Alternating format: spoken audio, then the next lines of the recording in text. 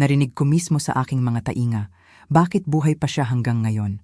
Ang tawa na sumunod ay hindi malakas, ngunit sapat na upang basagin ang isang bagay sa kaibuturan ko. Nakatayo ako sa likod ng bakod na kahoy, hawak ang isang basong lalagyan ng peach cobbler. Mainit pa. Hindi nanginginig ang aking mga kamay. Hindi pa. Hindi ako umalis. Naglakad ako sa likod bahay na parang wala akong narinig. Lampas sa mga ilaw na nakasabit, lampas sa mga mesa para sa picnic, lampas sa mga mukha na hindi lumingon sa akin.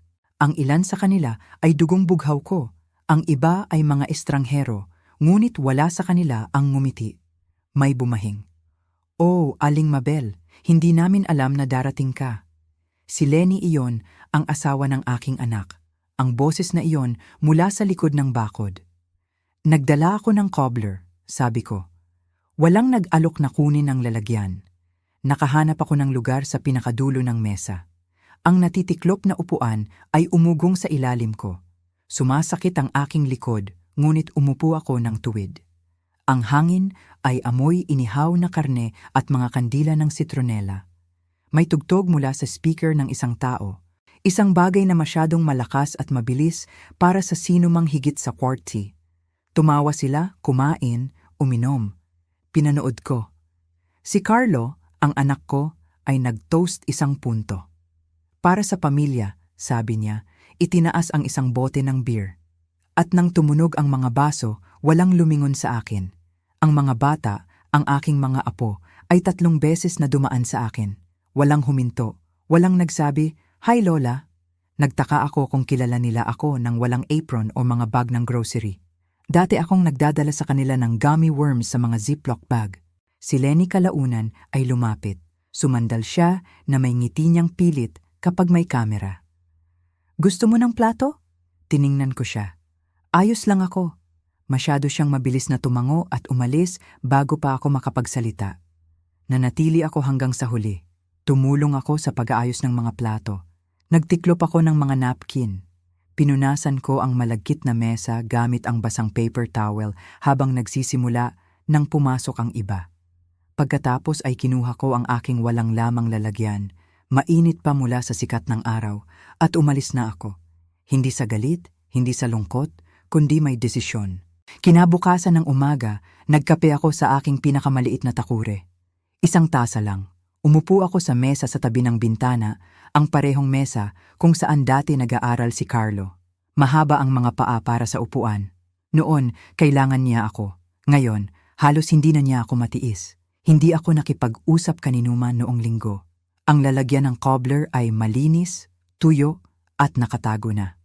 Lumabas lang ako ng bahay isang beses upang kunin ang mail, ngunit hindi ko binuksan ang mga sobre. Hindi pa ako handa na makita muli ang kanyang pangalan sa bayarin sa kuryente. Ang bahay na iyon, ang kanilang bahay, minsan ay akin. Ang down payment man lang, 40,000 Philippine peso, PHP, mula sa aking retirement account noong naniniwala pa ako sa pangalawang pagkakataon at mga pamumuhunan ng pamilya. Para lang matulungan kang magsimula, sabi ko noon, walang kondisyon, walang lugar sa mesa. Nasa aking filing cabinet pa ang mga papeles. Hindi ko na kailangang tingnan noon. Ngunit ngayon, gusto kong makita, hindi ang mga numero. Alam ko ang mga numero, ngunit ang mga pangalan. Kaninong pangalan ang nasa ano? Sino talaga ang nagmamay-ari ng ibinigay ko? Hinugot ko ang folder na may tatak na bahay ni Carlo. Sa loob, nakita ko ang kasunduan sa pagbili, ang titulo, ang sulat na pirmado ko, nagbibigay ng pera nang walang inaasahang kabayaran. Dahil anak kita, sulat ko noon. Nasaktan akong basahin ang linyang iyon, higit pa sa inaasahan ko. Noong gabing iyon, tumawag ako sa isang babaeng nagngangalang Aling Lena. Hindi siya kaibigan. Hindi eksakto, ngunit siya ay matalas. Dati siyang nagtrabaho sa probates. Nagkakilala kami sa bridge mga taon na ang nakalipas at nagkaroon ng paminsan-minsang kontak. Sinabi ko sa kanya na may mga katanungan ako tungkol sa ari-arian, mga regalo at mga dokumento ng estate. Hindi niya tinanong kung bakit. Sabi lang niya, "Pumarito ka bukas, dalhin mo ang lahat." Natulog ako ng mahimbing noong gabing iyon. Walang gamot, walang paglalakad. Hindi eksakto na kapayapaan, ngunit isang uri ng pagkakatugma. Kinabukasan, maingat akong nagbihis, nagplansa ng pantalon, totoong sapatos, ang magandang coat, kahit na masyadong mainit para dito. Kapag malapit ka ng baguhin ang hugis ng iyong buhay, nagsusuot ka ng damit na may mga buttons. Ang bahay ni Aling Lena ay amoy lemon cleaner at peppermint tea. Tiningnan niya ang folder, binasa ang mga dokumento at bahagyang umungol. Walang nakasulat na inaasahan, walang shared title. Kanila na iyon, ibinigay mo na. Alam ko, sabi ko. Ngunit hindi ibig sabihin na wala ka nang magagawa. Sinabi niya sa akin kung ano pa ang maaaring gawin tungkol sa mga account, mga testamento, mga power of attorney. Hindi mo na mababawi ang bahay, sabi niya. Ngunit maaari mong tiyakin na wala na silang makukuha pa. Sapat na yon. Binigyan niya ako ng checklist. Tinupi ko ito sa kalahati at inilagay sa aking pitaka. Noong gabing iyon, umupo ako muli sa lamesa sa kusina. Walang musika, walang telebisyon, tanging ang katahimikan na dati ko kinamumuhian. Ngunit ngayon ay tinatanggap ko. Kumuha ako ng isang blangkong papel at nagsulat ng isang pangalan sa itaas. Carlo. Pagkatapos ay gumuhit ako ng isang linya dito. Noong Miyerkules, nag-bake ako ng pie na hindi ko planong ibahagi. Blueberry na may kaunting lemon zest. Ginamit ko ang magandang recipe ng crust, iyong dating nakalaan para sa mga kaarawan at Thanksgiving. Sa pagkakataong ito ay para lang sa akin. Walang dahilan, walang okasyon, dahil kaya ko pa rin. Umupo ako sa balkonahe habang lumalamig ito. Ang aking mga tuhod ay nababalutan ng lumang Afghan na ibinigay sa akin ni Doris bago siya pumanaw. Tahimik ang kalye, ilang mga bata na nagbibisikleta, may nagagas ng lawn 2 bahay ang layo. Ito ang uri ng hapon kung saan walang malaking nangyayari, maliban kung ikaw ay nanonood ng mabuti. Bandang 4 ng hapon, isang kotse na kinilala ko ang pumasok sa driveway sa tapat ng kalye. Si Michelle, kapatid ni Lenny, ay lumabas na may daladalang tote na puno ng grocery at isang bote ng alak. Kumatok siya ng isang beses at pumasok nang hindi naghihintay. Komportable, sigurado sa kanyang lugar. Hindi pa ako naimbitahan sa bahay na iyon sa loob ng halos 4 na buwan, mula pa noong kaarawan ni Ruby. Kahit noon, inilagay nila ako malapit sa basurahan. Para hindi ka masyadong malapit sa musika, Mama. Naaalala kong sabi ni Carlo na parang maalalahanin. Hindi binuksan ni Ruby ang aking regalo hanggang pagkatapos akong umalis. Isang libro ng larawan na tinahi ng kamay. May sinulat akong maliit na tala sa loob ng pabalat para kay Ruby na may lahat ng pagmamahal na kayang ilagay ng isang lola sa isang pahina. Hindi niya ito binanggit. Nakita ko sila 2 beses pa sa grocery store. Si Carlo na nagmamadali. Si Lenny na nagkukunwaring hindi niya ako napapansin sa pasilyo ng mga gulay. Isa pa sa library kung saan dumaan mismo sa akin si Ruby. Walang ngiti. Isang sulyap na parang substitute teacher ako o kapitbahay na hindi niya matandaan.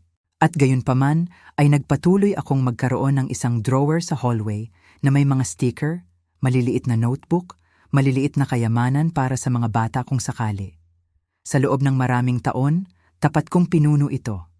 Sa araw na iyon, inalis ko ito. Lahat ng natira ay napunta sa isang paper bag. Inilagay ko ito sa tabi ng curb kasama ang iba pang recycling. Pinanood ko ang bag na naroon sa loob ng ilang oras, hindi nahahawakan tulad ko. Noong gabing iyon, nakatanggap ako ng mensahe mula kay Carlo. Uy, sabi ni Lenny, baka nasaktan ka niya noong linggo? Hindi ibig sabihin. Pagod lang siya. Alam mo naman ang mga family event. Binasa ko ito 2 beses. Pagkatapos ay binura ko ito. Hindi ko na i-archive ang kanyang mga paliwanag tulad ng mga piraso ng museo. Ginawa ko iyon ng matagal. Nag-iimbak ng mga dahilan tulad ng mga alaala. Binalot ang mga ito sa malambot na padding nang hindi niya ibig sabihin o ipagod lang siya. Wala na. Bandang 7:00, may kumatok. Sa isang segundo, inisip ko. Pero si Alingkay, mula sa kabilang bahay pala na nagdala ng isang lalagyan ng lentil soup at nagtanong kung nakita ko ang kanyang pusa. Hindi ko nakita, ngunit inanyayahan ko siyang pumasok. Umupo kami sa lamesa sa kusina at hinati ang pie. Hindi niya tinanong si Carlo. Hindi niya tinanong kung bakit mas mabigat ang mga mata ko kaysa karaniwan. Sabi lang niya, napakasarap ng pie na nagpasimulang kumanta ang kanyang mga tuhod. Tumawa kami. Kailangan ko ang tawang yon higit pa sa aking napagtanto. Maya-maya, pagkaalis niya, kinuha ko ang isang litrato mula sa estante sa hallway. Ako at si Carlo, 1987. Siya ay 8. Nawawala ang isang ngipin sa harap. Nakangiti na parang ako ang buong mundo. Tiningnan ko ang batang iyon at bumulong, "Miss na kita." Hindi ang lalaki ang bata. Pinaligtad ko ang litrato. Pagkatapos ay binuksan ko ang drawer ng aking desk at inalis ang sobre na may tatak na legal. Sa loob, ang aking testamento, ang aking mga medical directive, ang durable power of attorney na pinirmahan ni Carlo 3 taon na ang nakalipas noong nahulog ako. Ang isa na hindi niya kailanman sinundan, hindi kailanman tinanong. Hawak ko ang dokumentong iyon sa aking kandungan ng matagal. Bukas, babalik ako kay Aling Lena. Ngunit noong gabing iyon, umupo ako ng tahimik sa dilim at nagpaalam sa isang bersyon ng aking pamilya na tanging sa aking alaala lamang umiiral. Ang opisina ni Aling Lena ay tahimik kinabukasan, isang malambot na uri ng katahimikan. Ang uri na bumabalot sa iyo na parang makapal na scarf. Ang kanyang desk ay may mga maayos na nakasalansan na file, isang tasa na nagsasabing, "Nagbabasa ako ng mga kontrata para sa kasiyahan," at isang garapon ng mga peppermint na walang sinuman ang tila kumakain. "Gusto kong magsimula sa power of attorney," sabi ko, inilalagay ang dokumento sa harap niya. "I-revoke mo na ngayon." Tiningnan niya ako sa ibabaw ng kanyang salamin. "Sigurado ka, Aling Maybelle? Malaking pagbabago iyan." Sigurado ako. Hindi niya tinanong kung bakit.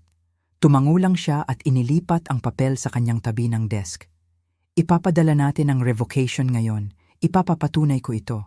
Kailangan mong pumirma ng ilang bagay, ngunit gagawin ko itong madali." Umupo ako habang nagpiprint siya ng mga form. Hindi tumakbo ang aking puso. Hindi ako nanginginig. Hindi ito paghihiganti. Ito ay pag-aayos. "Gusto ko ring ayusin ang testamento," sabi ko. "Tanggalin si Carlo bilang tagapagpatupad. Tanggalin siya ng lubusan." Nagbigay iyon sa kanya ng pagpos. "Gusto mong tanggalin siya ng lubusan?" Tumango ako. May bahay siya, trabaho, pamilya. Hindi niya kailangan ang naipon ko. Malinaw na niya kung ano ang kanyang pinapahalagahan. Hindi siya nakipagtalo. Nagbukas lang siya ng isang malinis na template at nagsimulang mag-type. Sino ang dapat pumalit sa kanya? Hindi pa ako sigurado, amin ko. Ngunit makakahanap ako ng isang tao, marahil isang profesional. Isang taong hindi tumitingin sa akin na parang ako ay isang loose end. Gumawa siya ng tala. At ang bahay? Ang bahay ay hindi mapupunta sa sinuman sa pamilya, sabi ko. Ipagbenta ito. Ang mga nalikom ay mapupunta sa isang sanhi na mahalaga. May ideya ka ba? Kinuha ko ang aking pitaka at inilabas ang isang kupas na brochure. Ang Women's Shelter sa Greenway Avenue. Tumira ako doon, minsan matagal na ang nakalipas bago pa ipinanganak si Carlo. Hindi siya nagsalita ng ilang sandali. Nag-click lang siya ng ilang mga kahon sa kanyang screen. "Malinaw ka tungkol dito," sabi niya. "Masyado akong hindi malinaw noon pa man." Nang handa na ang mga dokumento, pinirmahan ko ang lahat sa maingat, mapagpasyang mga stroke. Inaprubahan niya ang mga ito, tinatakan ng maayos, at binigyan ako ng kopya ng bawat isa. Habang tumatayo ako para umalis, sinamahan niya ako sa pinto. "Kung magbago ang isip mo, kahit ano pa man, tumawag ka lang." Hindi. Ang hangin sa labas ay tila mas matalim kaysa dati. Maaraw, ngunit hindi mahalaga. Ang ilang araw ay nagdadala ka ng sarili mong panahon. Mahigpit kong hinila ang aking Amerikana at dahan-dahang naglakad pabalik sa aking kotse. Sa bahay, kumikislap ang telepono. Isang mensahe. "Uy mama, nakuha ko ang iyong voicemail tungkol sa mga legal na bagay. Hindi ko alam kung ano ang nangyayari. Sabi ni Lenny ay kakaiba ka noong weekend. Anyway, tawagan mo ako. Okay?" Binura ko ito. Pagkatapos ay binablock ko ang numero. Kinabukasan ng umaga, tumawag ako sa isang locksmith. Ang lalaki ay bata, magalang. Pinalitan niya ang mga kandado sa harap at likod na pinto ng walang tanong. Nang ibigay niya sa akin ang mga bagong susi, gumawa ako ng 4 na kopya. Isa ang nanatili sa aking pitaka, isa sa isang fireproof box, isa kay Aling Kai sa tabi, isa para sa aking safety deposit box. Natulog ako ng mas maayos noong gabing iyon. Walang panaginip, tanging pahinga. Dumating ang Sabado ng umaga na may amoy ng ulan. Hindi ang dramatikong uri, tanging ang malambot na metallic na dampness na kumakalat sa mga gilid ng mga bagay. Nagsuot ako ng aking bota at lumabas pa rin. Hindi na nagalaw ang hardin sa loob ng ilang linggo at ang mga marigold ay nakasikad na parang pagod na mga balikat. Dahan-dahan kong pinutol ang mga ito, sistematiko. Ang mga gunting sa aking kamay ay parang kontrol. Bandang tanghali, nagmaneho ako papunta sa First Mutual Credit Union. Mas tahimik ang sangay kaysa sa natatandaan ko. Walang mahabang pila, tanging ang mahinang ugong ng mga printer at ang magalang na usapan ng mga boses ng customer service. Humingi ako ng manager. Si Trina, isang babae, mabilis ngunit mabait, ang lumabas at inakay ako sa kanyang opisina na may salaming pader. Gusto kong suriin ang lahat ng authorized users sa aking mga account, sabi ko. Binuksan niya ang screen. Mayroon kang isang co-signer at isang authorized cardholder na nakalista. Carlo J. Hemsworth. Iyon ba ang iyong anak? Dati. Nag-pause siya. Gusto mo bang tanggalin siya? Gusto ko siyang burahin. Ang kanyang mga daliri ay huminto sa ibabaw ng keyboard. Ganap? Oo. Tanggalin ang access, kansilahin ang card, muling ilabas ang lahat sa aking pangalan lamang, at gusto kong magtakda ng mga bagong security question, baguhin ang online login, at ilock ang account hanggang sa personal akong pumunta. Tumango siya at nagsimulang mag-type. Habang nagtatrabaho siya, tumingin ako sa halaman sa kanyang desk. Isang potos, ang mga dahon nito ay makintab at hugis puso, humihingalay ng marahan patungo sa sahig. Dati akong may katulad nito sa nursery ni Carlo. Sinubukan niyang kainin ng lupa. Tumawa ako ng malakas na halos mahulog ang diaper bag. Nagprint si Trina ng mga pagbabago at inilipat ang mga papel sa akin. Kung gusto mong magtakda ng mga alerto o lumikha ng isang trust, maaari rin kaming tumulong doon. Hindi pa, sabi ko. Bumubuo pa ako ng susunod na bersyon ng aking buhay. Ngumiti siya na parang mas nauunawaan niya kaysa sa sinabi niya. Pag-alis ko sa bangko, hindi ko naramdamang matagumpay. Naramdaman kong malinis. Sa bahay, pumunta ako sa closet sa hallway, iyong may mga photo box, mga tablecloth para sa holiday, at ang quilt na hindi ko natapos. Kinuha ko ang fireproof lockbox at binuksan ito. Sa loob ay ang aking pinakamahalagang mga dokumento. Ang titulo ng bahay, mga birth certificate, mga insurance policy. Inalis ko ang birth certificate ni Carlo. Hindi para sirain ito, kundi para paghiwalayin lamang ito. Inilagay ko ito sa isang folder na may tatak na kasaysayan at itinago sa isang drawer, malayo sa lahat ng iba pa. Noong gabing yon, binuksan ko ang aking address book. May mga tab pa ito mula sa 90s, maliliit na plastic dividers na naninilaw sa paglipas ng panahon. Binuksan ko ang C at tumingin sa mga pangalan. Carlo at Lenny, Ruby at Trent. Kumuha ako ng panulat at gumuhit ng isang linya sa bawat isa. Pagkatapos ay binuksan ko ang L at nagsulat ng bagong pangalan. Aling Lena Moore, Attorney, Trust, and Estate. Natulog ako na nakabukas ang mga bintana noong gabing iyon, ang ulan ay gumagawa ng malambot na perkusyon sa bubong. Walang bangungot, tanging isang tahimik, matatag na pag-alam. Noong linggo, dumalaw muli si Aling Kay. Sa pagkakataong ito ay may banana muffins. Umupo kami sa kusina at nag-usap tungkol sa pusa na nakatira sa ilalim ng kanyang porch. Pinangalanan namin itong Vernon sa walang magandang dahilan. Nanatili siya hanggang pagkatapos ng tanghalian. Pagkaalis niya, kinuha ko ang Sunday paper at binasa ito mula simula hanggang dulo. Sinuri ko ang isang listing para sa isang maliit na apartment sa isang tahimik na complex sa gilid ng bayan. 2 silid, ground floor, may washer at dryer. Sapat lang, kinuha ko ito at inilagay sa refrigerator. Hindi para sa ngayon, ngunit para sa malapit na hinaharap. Hindi ako tumatakbo.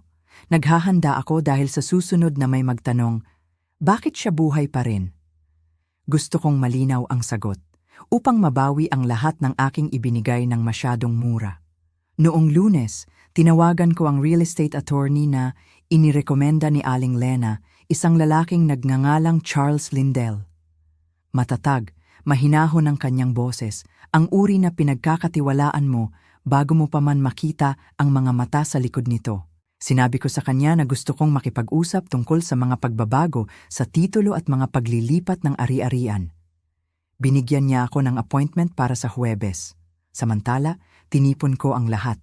Ang titulo ng bahay, ang mga tala ng buwis sa ari-arian, ang mga invoice ng pag-aayos na napanatili ko sa loob ng 20 taon, bagong bubong, bagong plumbing, ang furnace na sinabi ni Carlo na hindi sulit ang pamumuhunan, ngunit binayaran ko pa rin. Bawat resibo ay isang sinulid sa kwento na gusto nilang kalimutan. Gumawa ako ng malinis na kopya. Nilagyan ko ng tatak ang mga folder. Nang matapos ako, ang aking dining table ay mukhang war room ng isang babaeng hindi inaasahan na lumaban. Noong gabing iyon, tumunog muli ang telepono. Blocked number. Hinayaan ko itong pumunta sa voicemail. Makalipas ang isang sandali, sumagot ang machine. Aling Mabel, si Lenny ito. Pakinggan mo, hindi talaga namin maintindihan kung ano ang nangyayari. Sinusubukan ni Carlo na tumawag. Nagtatanong si Ruby tungkol sa iyo. Nag-aalala kaming lahat. Pakitawag mo kami. Pinatay ko ang machine. Ang kasinungalingan ay nakabitin sa hangin na parang lumang pabango. Hindi na ako kinausap ni Ruby sa loob ng ilang linggo. Hindi kahit noong kaarawan ko, na lumipas na nang walang anumang natanggap kundi isang Facebook notification mula kay Lenny na nagsasabing, sana ay maganda ang iyong araw sa ilalim ng larawan ng kanilang aso. Ito ang parehong kaarawan kung saan umupo ako sa aking kusina nang mag-isa at gumawa ng isang maliit na cupcake para lamang markahan ang araw. Hindi sila nag-aalala.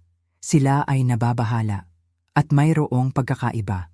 Noong Huwebes, isinuot ko ang aking navy cardigan, iyong may mga mother-of-pearl buttons na kumikinang pa rin kapag tinitingnan ko ang mga ito sa ilaw. Dumating ako sa opisina ni Charles Lindell 20 minuto ng maaga. Nag-alok sa akin ng kape ang kanyang receptionist. Tumanggi ako.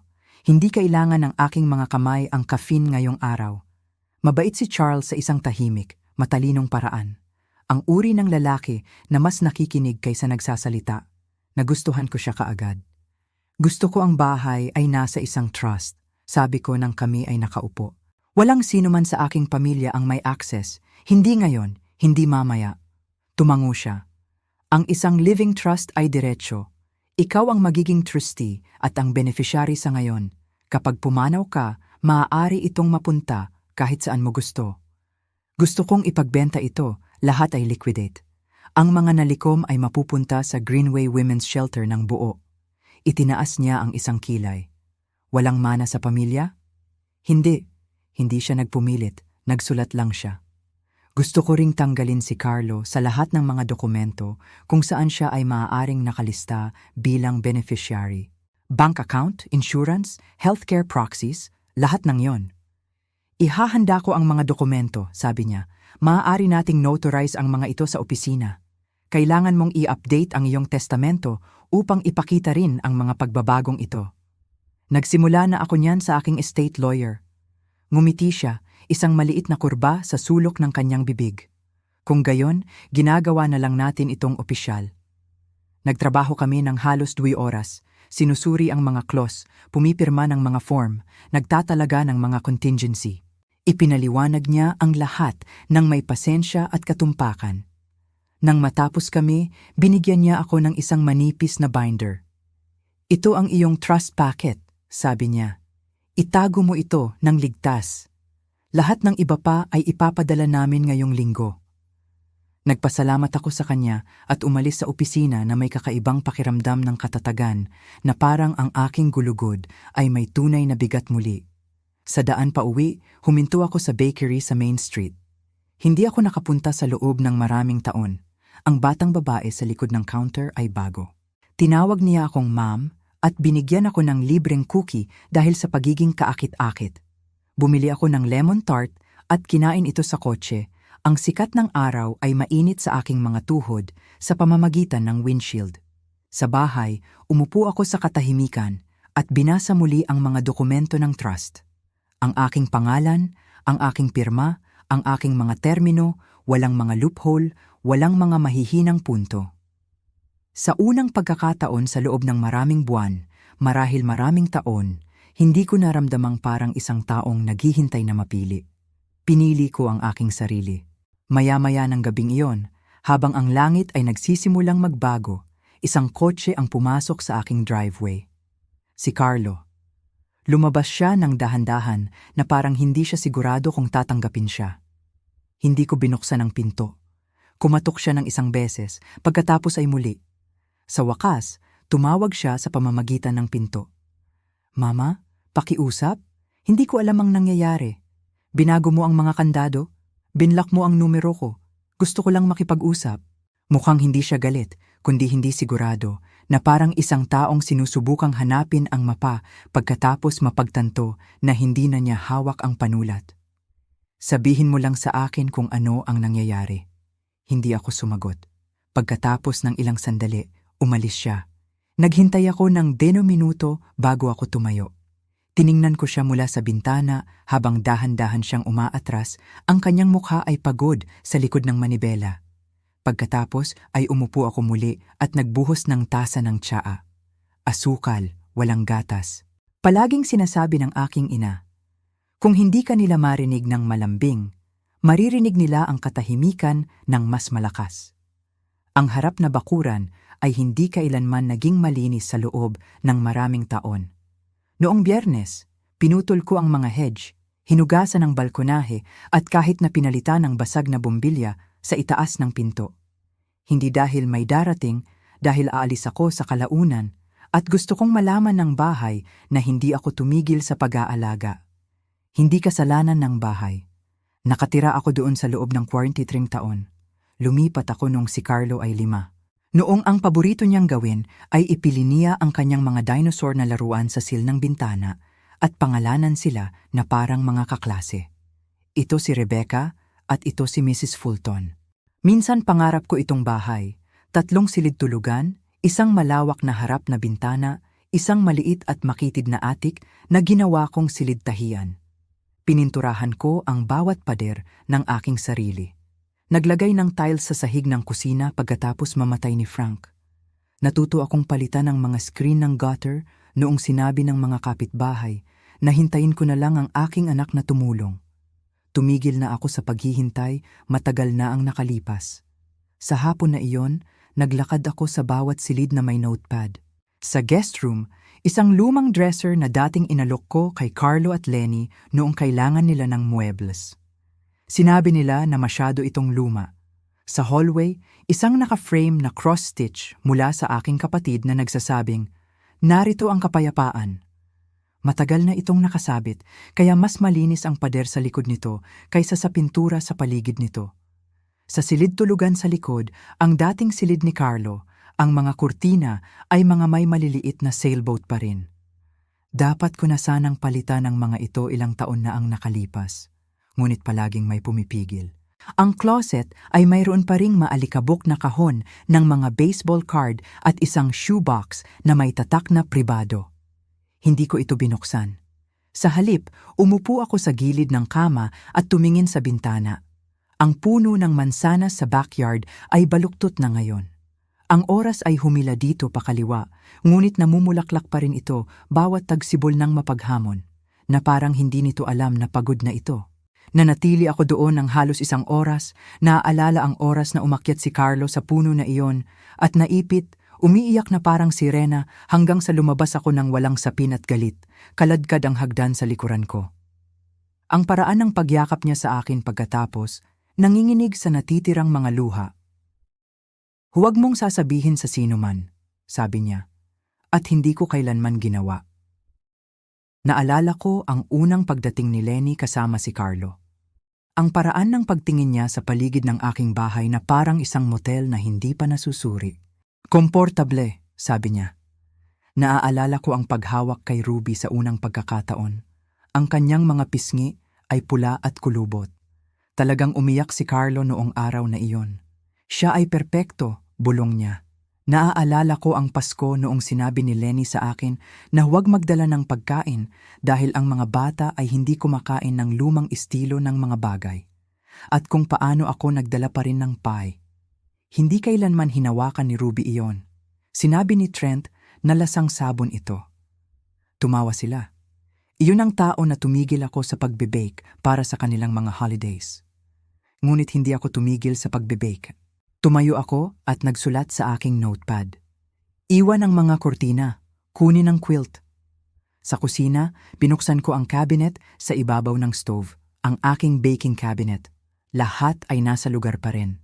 Vanilla, cinnamon, brown sugar, ang mabibigat na measuring cup na binili sa akin ni Frank para sa aming ika-10 anibersaryo.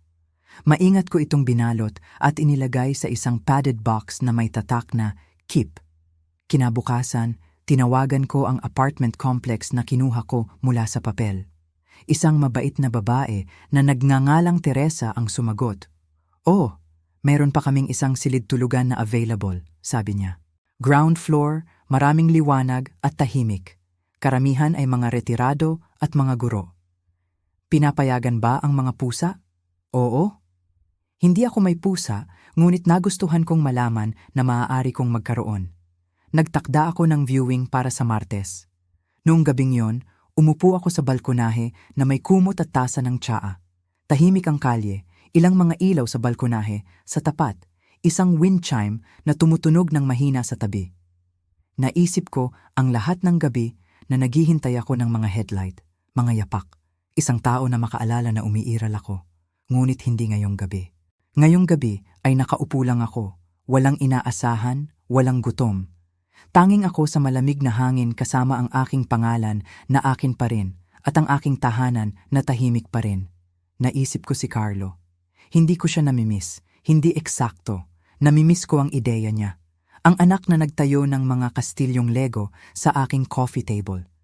Ang batang lalaki na humawak ng aking kamay nang masyadong mahigpit habang tumatawid sa kalye. Ang batang iyon ay nawala na matagal na. Pinalitan ng isang lalaki na hindi makakita lampas sa kanyang sariling pangangailangan, ang kanyang sariling schedule. Marahil isang araw malulungkot ako para sa kanya. Ngunit hindi ngayon. Ngayon ay kailangan kong mag-empake. Dumating ang tawag noong Linggo ng gabi. Hindi mula kay Carlo, mula kay Ruby. Hi Lola, sabi niya. Mas maliit ang kanyang boses kaysa sa aking natatandaan. Ito pa rin ba ang numero mo? Oo. Natagpuan ko ito sa isa sa mga lumang telepono ni Papa. Hindi niya alam na naghahanap ako. Naghintay ako. Gusto kong sabihin na pasensya na sa likod bahay. Sa lahat talaga. Hindi ako nagmadali na aliwin siya.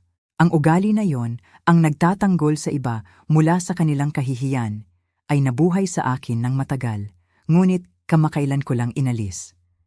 Para saan ka nagsisisi? Mahinahong tanong ko. Huminga siya. Dahil hindi ako nakikipag-usap sa iyo, dahil nagkukunwaring hindi kita nakikita sa library, dahil tumawa ako noong sinabi ni Mama ang sinabi niya. Hindi iyon nakakatawa. Ako lang. Natigil siya. Gusto mo lang mapabilang. Tinapos ko para sa kanya. Oo. Hindi ko siya agad pinatawad.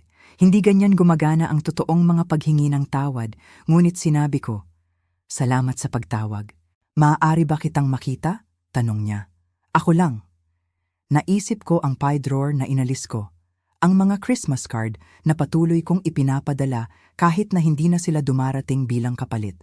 Ang paraan ng paghawak niya sa aking kamay habang tumatawid sa mga nagyayalong sidewalk. Sige na, sabi ko.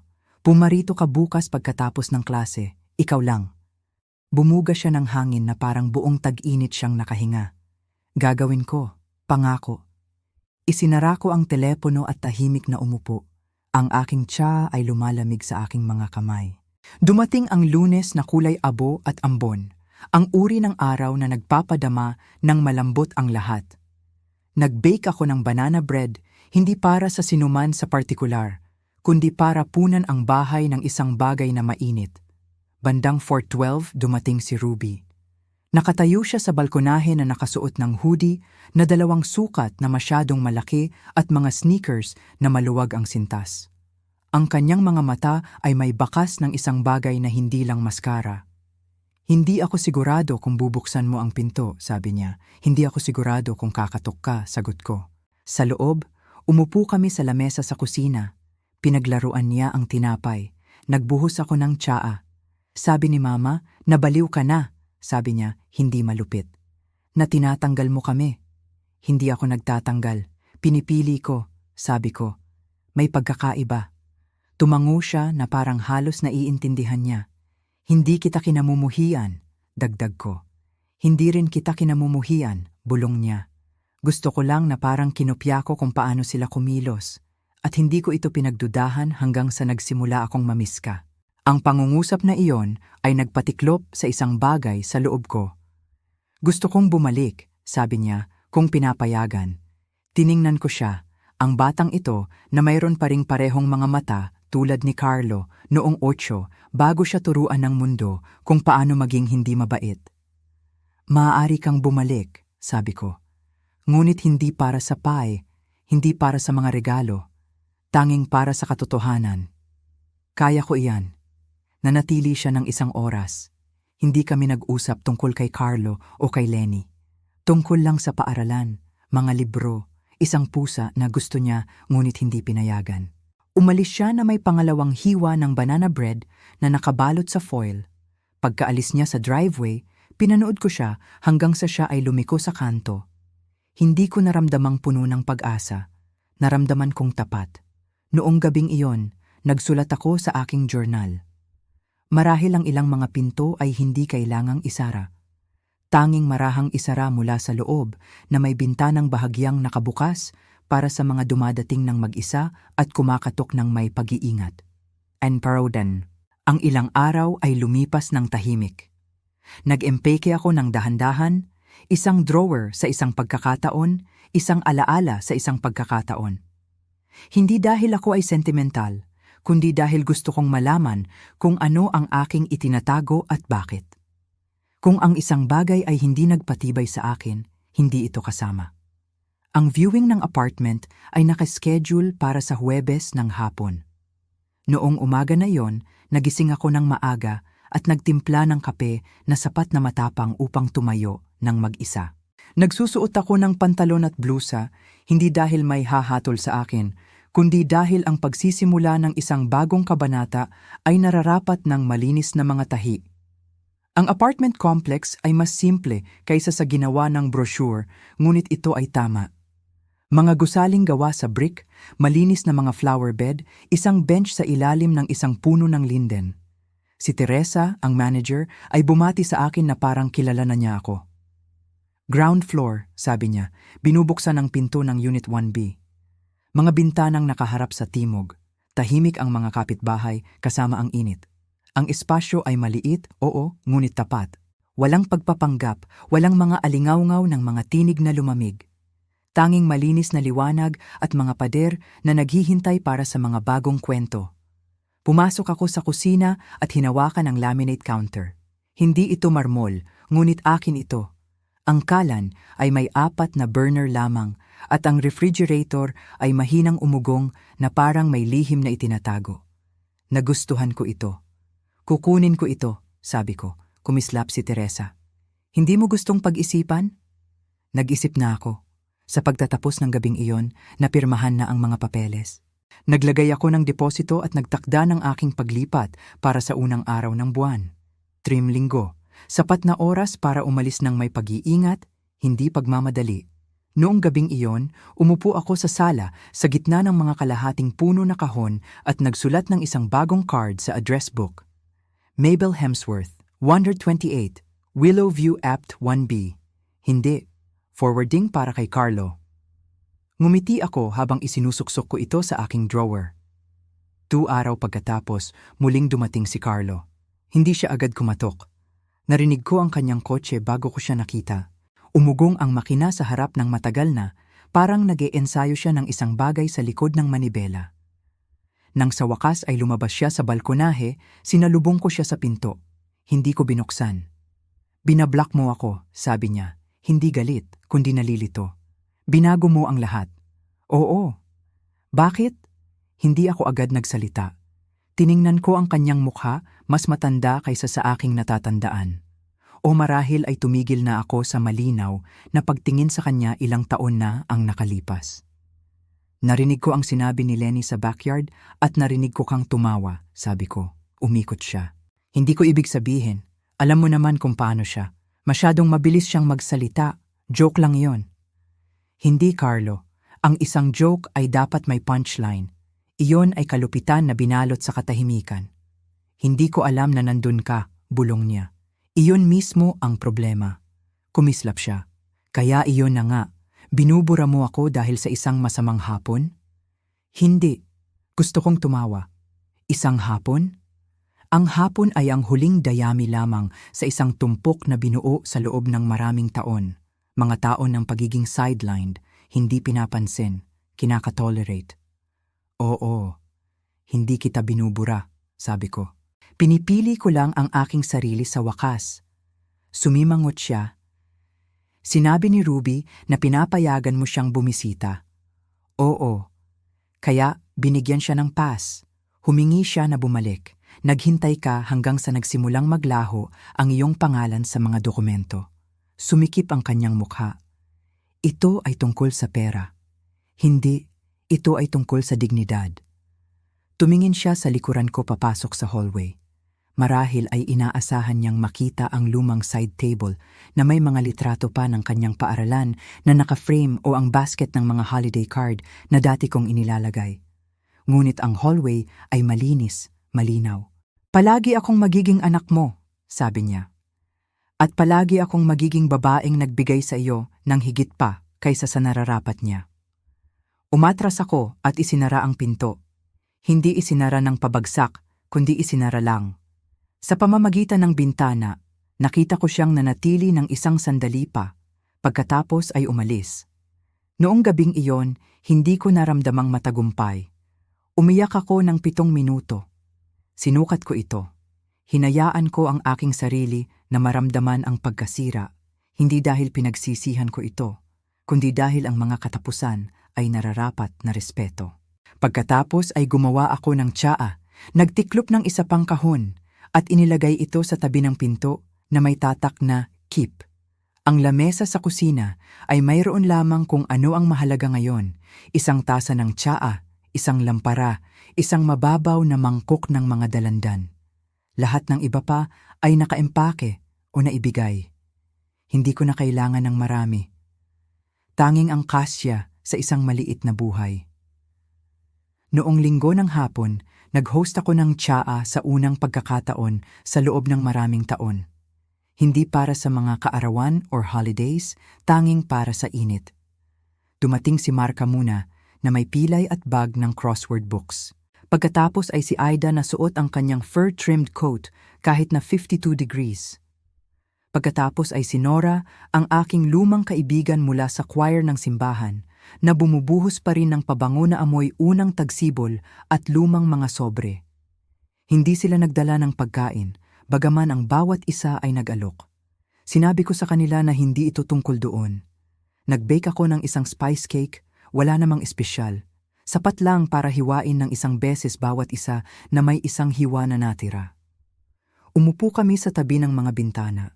Ang liwanag ng hapon ay malambot at maputla. Nagkwento si Aida tungkol sa isang driver ng bus na naghintay ng 2 dagdag na minuto habang siya ay nagkakalkula ng kanyang barya. Sinabi ni Marcia na ang kanyang pamangkin ay engaged sa isang lalaking nagsusuot ng medyas na may mga cartoon whale. Binanggit ni Nora ang poetry group ng library at nagtanong kung gusto naming sumali. Ito ang pinakamalaking kaginhawahan na naramdaman ko sa loob ng maraming taon. Isang punto, ang pag-uusap ay bumaba, tulad ng dati kapag ang mga babae na higit sa 70 ay umiinom ng maligamgam na inumin. Ang silid ay tumahimik, hindi dahil sa awkwardness, kundi dahil sa kabusugan. At sinabi ko ito, naglilipat ako. 3 kilay ang tumaas, ngunit walang sino man ang uminterap. Nakahanap ako ng maliit na lugar sa kabilang bayan. Aalis ako sa pagtatapos ng buwan. Sumandal si Ida. Alam ba ng anak mo? Hindi niya kailangan. Tumango si Marcia na parang iyon na ang lahat ng paliwanag na kailangan. Nanatili sila ng isang oras pa, tumulong sa paghuhugas ng mga tasa, nagbalot ng sobrang hiwa ng cake sa foil. Sinabing tatawag sila sa madaling panahon. Pagkaalis nila, tahimik ang bahay, ngunit hindi walang laman. Naglakad ako sa bawat silid muli, sa pagkakataong ito ay hindi bilang isang paalam, kundi bilang isang pagpapala. Sa hallway, huminto ako sa tabi ng estante kung saan dati kong inilalagay ang mga naka-frame na litrato ng pamilya ni Carlo. Mga kasal, kaarawan, unang araw ng paaralan. Karamihan sa mga ito ay naimpake ko na, hindi sigurado kung gusto ko pa itong isabit muli, maliban sa isang larawan ko at ni Frank, na kinuha ng kapitbahay noong natapos naming pinturahan ang harap na balkonahe. Pareho kaming nababalutan ng mga splatters, humahawak ng mga brush na parang tropeyo. Siya ay tumatawa, ako ay tumitingala sa araw. Kinuha ko ang larawan at binalot ito sa isang kitchen towel. Napunta ito sa kahon na may tatak na Essentials. Noong gabing iyon, binuksan ko ang aking journal at nagsulat. 3 babae ang uminom ng tsaa sa aking kusina ngayon. Walang sino man ang uminterap. Walang sino man ang nagpaliwanag. Walang sino man ang nagwasto. Kami ay umiiral lamang ng magkasama. Ang entry na iyon ay mas makabuluhan kaysa sa lahat ng mga Christmas newsletter na dati kong isinusulat na puno ng pekeng kaligayahan at obligadong pasasalamat. Kinabukasan ng umaga, nagising ako sa isang voicemail mula kay Lenny. Maikli, malamig. Narinig kong nagsalita ka kay Ruby at sinabi ni Carlo na naging bastos ka. Kung ito ang iyong paraan para makakuha ng atensyon, nakakalungkot talaga. Pinlay ko ito ng isang beses, pagkatapos ay binura ko ito. Bastardo? Iyon ba ang tinawag nila sa isang babaeng sa wakas ay nagsalita? Iyon ba ang tinawag nila sa katahimikan kapag hindi na ito nakatulong sa kanila? Binuksan ko ang likod na pinto at lumabas sa bakuran. Ang hangin ay amoy basa na dahon at ang banayad na tamis ng lumang damo. Naglakad ako ng walang sapin sa damuhan na ginupit ko mismo sa loob ng ilang dekada. Sa malayong sulok kung saan dating hardin, ang lupa ay madilim pa rin. Dahan-dahan akong lumuhod, hindi pinansin ang sakit sa aking mga tuhod, at isinubo ang aking mga daliri sa lupa. Nagtanim ako ng 3 buto ng marigold mula sa isang lumang paper packet na nahanap ko habang nag-eempake. 3 lang, hindi para mamukadkad, kundi para markahan ang isang bagay. Ang doorbell ay tumunog ng 10:42 AM, eksakto noong Miyerkules. Alam kong hindi ito ang postman. Dumating siya ng tanghali, humigit kumulang. At hindi ito si Aling Kay na kumatok na parang palaging humihingi ng paumanhin. Hindi. Ang katok na ito ay pinag-ensayuhan. Magalang. Nang buksan ko ang pinto, nakatayo doon si Lenny na nakasuot ng mataas na takong para sa panahon at coat na kulay ng basang buto.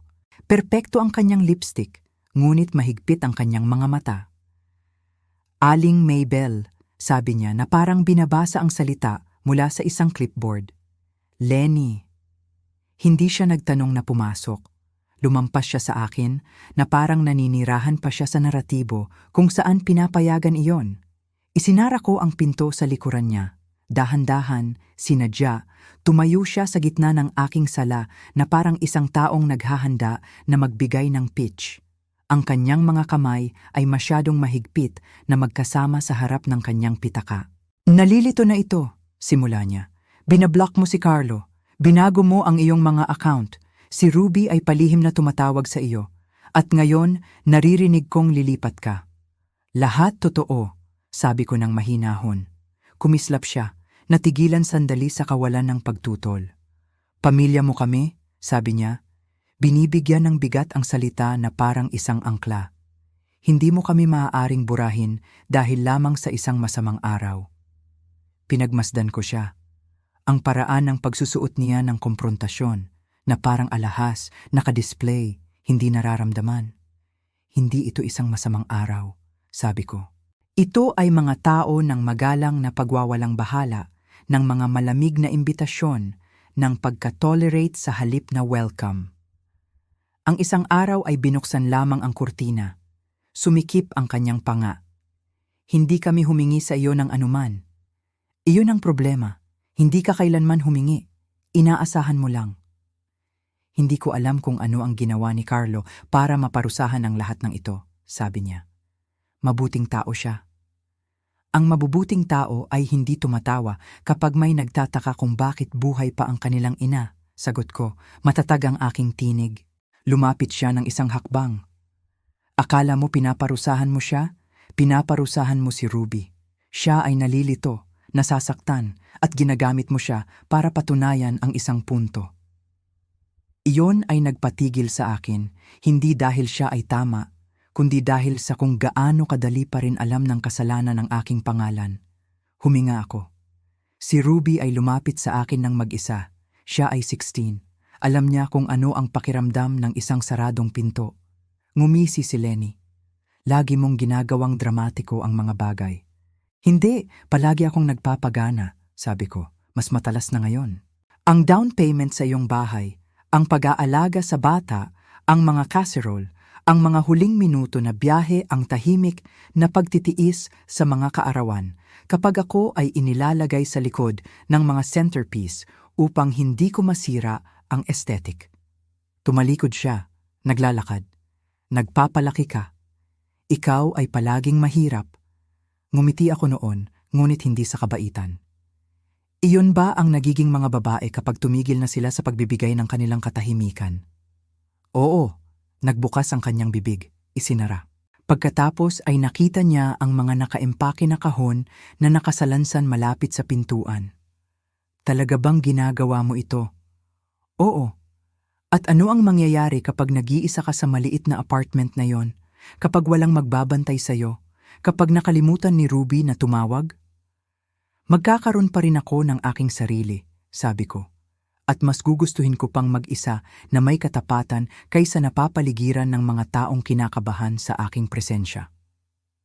Tumingin siya sa paligid na parang ang bahay ay tutulong sa kanya na manalo, na parang ang mga pader ay sasali. Itinatapon mo ang lahat.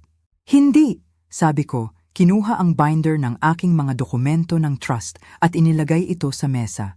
Pinipili ko lang kung ano ang itatago. Tumayo doon si Lenny ng isang sandali pa. Pagkatapos ay kinuha niya ang kanyang pitaka at naglakad patungo sa pinto. Bago siya umalis, lumingon siya. Huwag mong asahan na tatakbo kami kapag nagbago ang iyong isip. Hindi ako tumatakbo, sabi ko, at hindi ko gagawin. Ang pinto ay nagsara sa likuran niya na parang bantas. Noong gabing iyon, nag-text si Ruby sa akin ng isang solong linya. Umuwi siyang galit. Okay ka lang? Sumulat ako pabalik. Perpekto. Ang ilang mga pinto ay kailangang isara, Ruby. Hindi ibig sabihin na ikaw ay nasa kabilang panig. Nagpadala siya ng isang puso emoji na sinusundan ng magdadala pa rin ng cookies sa Huwebes. Huwag kang umatras. Hindi ako umayaw. At hindi ko gagawin. Ang mga papeles ay handa na. Tinawagan ako ni Aling Lena noong Huwebes ng umaga. Lahat ay napirmahan, naipasok, nakumpirma. Aktibo na ang trust, protektado ang iyong mga account at na-update ang iyong testamento.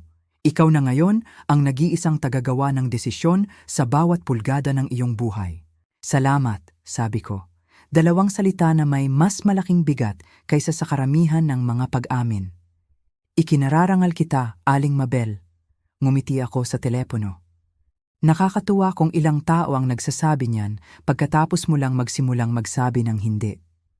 Bandang tanghali, nasa bangko na ako, hawak ang binder, ibinibigay ang mga huling form. Ang clerk ay bata, halos 25, ngunit itinuring niya ang mga dokumento na parang isang sagrado. Nagustuhan ko iyon. I-update namin agad ang mga beneficiary, sabi niya. At ito ay nagbibigay pahintulot sa pagtanggal ng iyong anak mula sa lahat ng shared access. Noong gabing iyon, nagluto ako ng sabaw. Hindi para kaninuman, hindi para sa isang okasyon, kundi dahil nagustuhan ko ang paraan ng paglambot ng sibuyas sa mantikilya. Mahinang tumugtog ang radyo sa background. Isang jazz station na walang ads, tanging mga saxophone at malambot na ritmo na hindi humihingi ng papuri. Kumain ako na nakasuot ng robe, nakatayo sa tabi ng kalan. Walang setting ng mesa, walang paliwanag, Tanging ang gutom na natugunan. Bandang 8:30, tumunog ang aking buzzer. Hindi ko inaasahan ang sinuman. Nang sumagot ako, narinig ko ang boses ni Ruby. "Maaari ba akong umakyat?" Oo naman. Nagdadala siya ng shoebox at nakasuot ng oversized sweatshirt na may mga manggas na hinila hanggang sa kanyang mga kamay. "Ano ang nasa kahon?" "Mga bagay na hindi pa ako handang itago sa bahay," sabi niya. Sa loob, isang notebook, isang phone charger, isang kwintas na hindi gusto ni Lenny, isang larawan niya at ako sa zoo noong 5 taong gulang siya. May tsokolate sa kanyang mukha. Nakalimutan ko ang araw na iyon.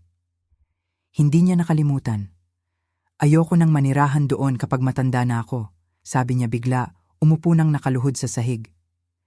"Kasama sila, ibig kong sabihin, hindi mo na kailangang gawin, pipiliin mo. Kahit na kinamumuhian ka nila dahil dito." Tumango siya, mapag-isip. "Sa tingin mo ba ay nagbabago ang mga tao?" Minsan, ngunit sa tingin ko ang mas magandang tanong ay, maaari ba silang tumigil sa pagpapanggap? Tumingin siya pataas. "Galit ka pa rin ba?" "Hindi, tapos na ako." Nanatili si Ruby hanggang halos 10 sector. Hindi kami nag-usap tungkol kay Carlo. Hindi siya humingi ng mga kwento tungkol sa kanya at hindi ko inalok. Ang ilang mga sinulid ay hindi kailangang itali. Pagkaalis niya, niyakap niya ako ng mas mahigpit kaysa dati. Kinabukasan ng umaga, naglakad ako papunta sa kanto para bumili ng gatas. Tumango sa akin ang lalaki sa likod ng register na parang bahagi na ako ng routine. "Ikaw ang banana bread lady," sabi niya. "Ang bata na may bike ay pinag-uusapan ka." Ngumiti ako. Ako iyon. Bumili ako ng pahayagan dahil kaya ko at binasa ito sa balkonahe na nakatupi ang aking mga paa. Ang mundo ay umiikot pa rin. Ang mga bayarin ay dumarating pa rin. Ngunit ang katahimikan sa loob ng aking dibdib ay hindi na mabigat. Ito ay nagpapahinga. Nang maglaon sa linggong iyon, dumating ang isang sulat. Walang return address, ngunit ang sulat kamay ay kay Carlo. Mabagal ko itong binuksan. "Mama, hindi ko alam kung paano ito ayusin. Hindi ko alam kung gusto mo akong ayusin ito. May mga sinabi akong hindi ko na mababawi. Hinayaan ko ang mga bagay na mangyari. Dapat ay tumigil na ako. Hindi ko alam kung paano maging lalaki na nararapat sa iyo. At takot akong huli na para matuto. Ngunit araw-araw nang kinakausap ka ni Ruby, iba na siya, mas matapang, at nagmula iyon sa iyo. Patawad. Umaasa ako na isang araw ay hahayaan mo akong sumubok." Tinupi ko ang sulat at inilagay ito sa isang drawer. Hindi pagpapatawad, hindi pagtanggi, tanging isang espasyo kung saan ito maaaring magpahinga, hindi nagagambala. Noong gabing iyon, nagsulat ako sa aking journal. Hindi na ako galit, hindi na takot, hindi ako naghihintay sa mga bintana, hindi nanonood ng mga balkonahe. Hindi na ako isang nakalimutang bisita sa mesa ng iba. Gumagawa ako ng sarili kong mesa. Sa araw ng aking ika-73 kaarawan, nagising ako ng walang alarm. Walang mga lobo, walang mga nakakagulat na text mula sa mga kamag-anak na naaalala ako minsan sa isang taon. Walang mga reserbasyon sa brunch o mga bag ng regalo na naiwan sa mga stoop. Tanging ang liwanag ng umaga sa pamamagitan ng malinis na mga kurtina, ang tunog ng ulan sa malayo, at ang malambot na hininga ng isang buhay na ngayon ay akin lamang. Nag-almusal ako ng pancake, 2. Kinain ito na may pulot at isang hiniwang peras. Pagkatapos ay umupo ako sa gitna ng aking maliit na apartment na may litrato ni Frank na nakalagay sa isang upuan at sinabi, "Well, narito na tayo, hindi ba?" Bandang tanghali, dumating si Ruby. Nagdala siya ng mga tulip, pula, nakabalot pa rin sa paper sleeve mula sa florist. "Hindi ka mahilig sa birthday cake," sabi niya, "kaya nagdala ako ng bulaklak tulad ng ginagawa ng mga matatanda." Binigyan niya ako ng isang maliit na sobre. Sa loob ay isang card na gawa niya mismo. Pininturahan, hindi iginuhit. Sa harap ay isang simpleng larawan. 2 upuan sa balkonahe, isa ay walang laman, isa ay may teacup sa braso. Sa loob nito ay nakasaad, "Salamat sa paglalaan ng upuan para sa akin." Uminom kami ng tsaa at tinapay at nag-usap tungkol sa kanyang mga final exam, ang kanyang mga plano na magtrabaho ng part-time sa shelter, sa tag-init, at kung paano niya sinusubukang kumbinsihin ang kanyang paaralan na magsimula ng isang support group para sa mga bata na hindi nararamdamang tahanan ang kanilang tahanan. Tinatanong niya ako kung maaari niyang gamitin ang aking pangalan. Tanging kung gagamitin mo ito para sa isang bagay na totoo, sabi ko. Tumawa siya. Iyon lang ang tanging paraan na ginagamit ko ito ngayon. Bago siya umalis, sinabi niya, mukha kang iba. Iba ang pakiramdam ko, sagot ko. Tiningnan niya ako na parang kumukuha siya ng inventory. Mukha kang isang taong hindi kumukurap. Pagkaalis niya, umupo ako sa balkonahe na may libro na matagal ko nang gustong basahin sa loob ng 15 taon. Nagbasa ako ng 3 kabanata, pagkatapos ay ibinaba ko ito.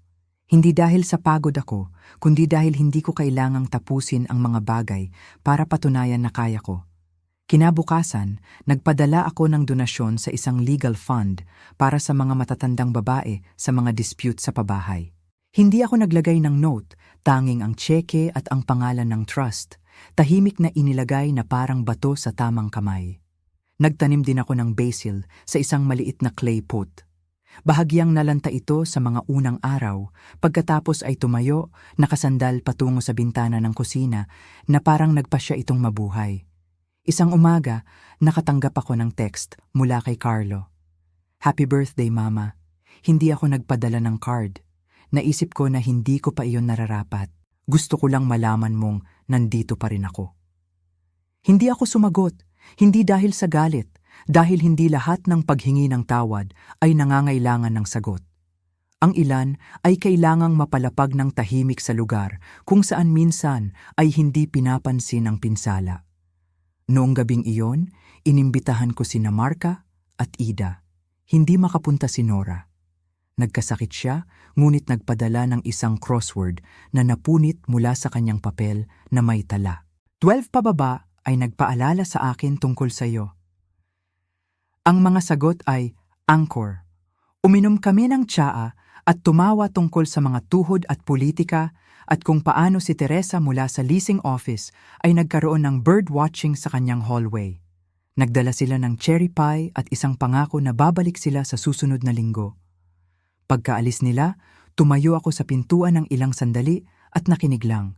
Hindi para sa mga yapak na papalayo o para sa katahimikan na bumabalik, kundi para sa tunog ng isang bahay na muling napuno.